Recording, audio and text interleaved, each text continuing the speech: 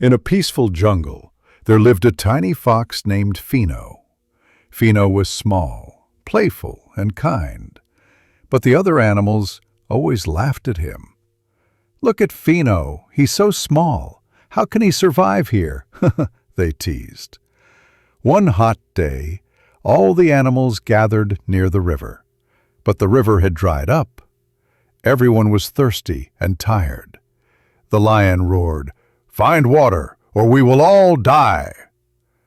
The big animals searched everywhere, but no one could find water. They were disappointed and weak. Then Fino looked around carefully. He noticed wet soil near a group of rocks and thought, "If the soil is wet, water must be nearby." He dug and dug with his tiny paws. After some time, splash! Water gushed out from the ground. All the animals shouted together, "Hooray! Fino found the water!" From that day, no one made fun of him. Even the lion said proudly, "Courage and cleverness are bigger than size."